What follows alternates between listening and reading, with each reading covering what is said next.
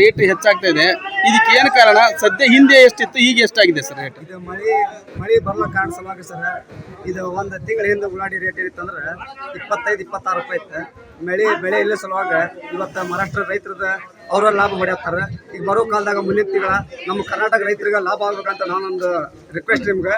ಆಮೇಲೆ ಈ ಎಲ್ಲ ಕರ್ನಾಟಕ ಆಲ್ ಇಂಡಿಯಾ ಒಳಗೆ ಹೈಲೈಟ್ ಆಗ್ಬೇಕು. ಉಳ್ಳಾಗಡ್ಡಿ ಸಮಸ್ಯೆ ಭಾಳ ಐತಿ. ಯಾಕಂದ್ರೆ ಹಳಕ್ ಚಲೋ ಆಗೈತೆ, ತಿನ್ನೋದಾಗ ನಾವು ಚಲೋ ಆಕೈತಿ. ಅದ್ರ ಸಲುವಾಗಿ ಈ ಸಲ ಏನಿದಲ್ಲ ಅಪ್ಕಿ ಬಾರ ಉಳ್ಳಾಗಡ್ಡಿ ಸರ್ಕಾರ ಆದ್ರೆ ಈ ರೇಟ್ ಈ ಕರ್ನಾಟಕ ರೈತರಿಗೆ ಈ ಸಲ ರೇಟ್ ಹತ್ತಬೇಕು, ನಮ್ದು ಒಂದು ಅಭಿಪ್ರಾಯ ಸರ್. ಈ ಸದ್ಯಕ್ಕೆ ಇವತ್ತೇನು ರೇಟ್ ಆಗಿದೆ ಸರ್? ಎಲ್ಲ ಸದ್ಯಕ್ಕೆ ಇವತ್ತು 44, 46, 48 ಬಿಟ್ಟು ಸರ್. ಮರು ಪೊಸಿಷನ್ ನಾವು ನಮ್ಮ ಕೈ ಆಗಿರೋಲ್ಲ, ಯಾರು ಕೈ ಆಗಿರೋಲ್ಲ.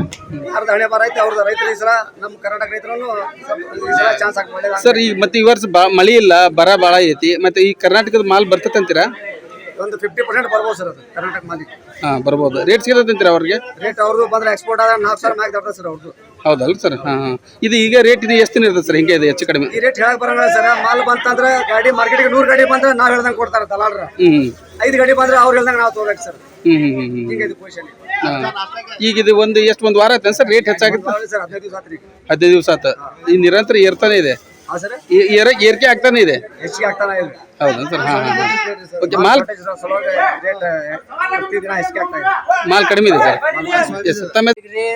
ರೇಟ್ ಸಿಗೋಂಗಿಲ್ಲ. ನಾವು ಬೆಳೆದಾಗ ನಾವು ತಂದಾಗ 100ಲಿಂದ ಹಿಡಿದ 500 ಮಟ 1000 ಮಟ ಅಷ್ಟ ಕೊಟ್ಟು ಹೋಗ್ತೇವೆ.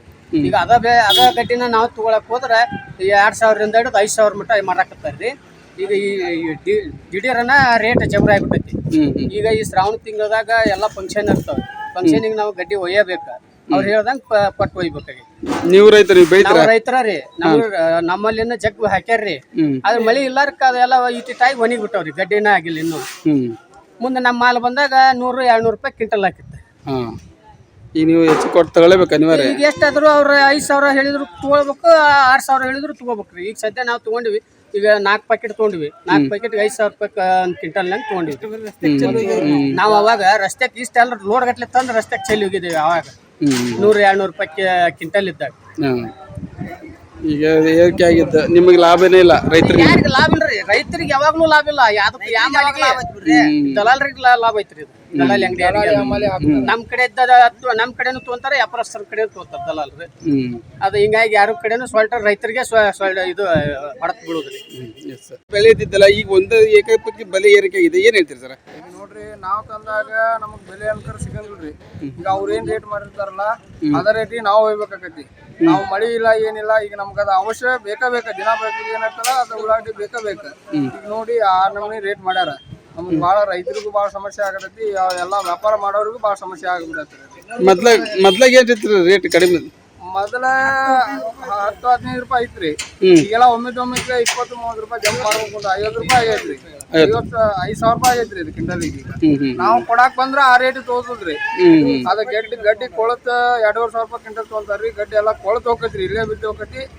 ಆ ರೇಟ್ ತಗೊಂಗಲ್ಲ. ಈಗ ಒಮ್ಗೆ 5,000 ರೂಪಾಯಿ ಬಿಟ್ಟೈತಿ. 5,000 ಆಗ್ಬಿಟ್ಟೈತ್ರಿ. ಈಗ ನಿಮ್ದು ರೈತರು ನಿಮ್ ಕಡೆ ಈಗ ಮಾರಕ್ ಏನಿಲ್ಲ. ಈಗ ಮಳಿ ಇಲ್ಲ ರೀ, ಏನಿಲ್ಲ. ಅದ ಮಾಲ ಇಲ್ಲ ರೀ. ಈಗ ಇಷ್ಟು ರೇಟ್ ಮಾಡಿ ಇಟ್ಬಿಟ್ಟಾರ್ರಿ. ಆದ್ರೆ ನೀವು ತಗೊಂಡ್ ಹೋಗ್ಲೇಬೇಕು ಅನಿವಾರ್ಯ. ಅಲ್ರಿ ದಿನ ಬರೀ ಬೇಕಲ್ರಿ, ಫಂಕ್ಷನ್ಗೆ ಅದು ಬೇಕದ. ಅದಿಲ್ಲ ನಡಿಂಗಿಲ್ಲ, ಮತ್ತ ಅದು ಒಯ್ಯ ಬೇಕ್ರಿ. ಒಮ್ಮೆ ತಮ್ಗೆ ಹೆಚ್ಚಾಗ್ತದೆ. ತಾವು ಗ್ರಾಹಕರಿಗೆ ಏನ್ ಹೇಳ್ತೀರಿ ಸರ್? ಏನ್ ಹೇಳ್ಬೇಕು ಸರ್? ಈಗ ತಿನ್ನಬೇಕಲ್ಲ, ತಿನ್ನೋದ್ರಿ ಮಾಲ್ ಅದ. ಈಗ ನೋಡ್ರಿ, 50 ರೂಪಾಯಿ ಆಗೈತಿ ಉಳ್ಳಾಗಡ್ಡಿ ರೇಟ್. ಈಗ ಮೊದ್ಲಕ್ಕೆ ಐತಿತ್ರಿ 12 ಇತ್ತು, 13 ಇತ್ತು, 15 ಇತ್ರಿ. ಈಗ ಒಮ್ಮೆ 50 ರೂಪಾಯಿ ಆಗೈತೆ ಅಂದ್ರೆ ಹೆಂಗ್ ಇದ್ನಾಗ್ಬೇಕು ಹೇಳ್ರಿ? ಈಗ ಫಂಕ್ಷನ್ ಎಲ್ಲ ಹೆಂಗ್ ಮಾಡ್ಬೇಕು ಏನಿಲ್ಲ. ಈಗ ಪುನಃ ಉಳ್ಳಾಗಡ್ಡಿ, ನಮ್ಮ ಕರ್ನಾಟಕ ಉಳ್ಳಾಗಡ್ಡಿನ ಇಲ್ಲ, ಬರೀ ಪುನಃ ಉಳ್ಳಾಗಡ್ಡಿ ಅಂತಾರೆ. ಈಗ ಹೆಂಗ್ ನಾವ್ ಏನ್ ಮಾಡ್ಬೇಕು ಹೇಳ್ರಿ? ಮಳೆ ಇಲ್ಲದ ಕೊರತೆ ಈಗ ನಮ್ಗೆ ಪ್ರಾಬ್ಲಮ್ ಐತಿ ನಾವು ಗ್ರಾಹಕರಿಗೆ. ಈಗ ಎಷ್ಟು ದಿನ ಆಯ್ತು ಸರ್ ಹಿಂಗೆ ಆಗಿದೆ? ಹೆಚ್ಚು ಕಡಿಮೆ ಈಗ ಒಂದು ತಿಂಗಳ ಆಗಿ ಬಂದ್ ಸರ್. ಈಗ ಒಂದು ತಿಂಗಳು ಏರ್ತಾನೆ ಇದೆ. ಏರ್ತಾನೆ ಇದ್ರಿ. ಇನ್ನೂ ಏರ್ತೀವಿ ಅನ್ನತ್ತಾರ್ರಿ. ನಾವು ಚೀಲ ಗಟ್ಲೆ ತೊಗೊಂಡಿದ್ದೀವಿ ನೋಡ್ರಿ. 5-5 ಕೆಜಿ 6 ಕೆಜಿ ಹೊಂಟೇವಿ. ओके महाराष्ट्र से आए थे, गुड़गांव से आए, मान तालुके से 150 रुपये किलो के आए। आपके कान का प्याज का दर ठीक है। पिछले दो साल से हमको कुछ नहीं मिलता था, लेकिन अभी सरकार गिरा रहा है प्याज का। ऐसा होना नहीं चाहिए। मजदूर भी ये चाहिए ना। मजदूरों को पैसा मिलेगा तो सबको मिलेगा ना। खेती में पैसा मिलेगा तो सबको पैसा मिलेगा।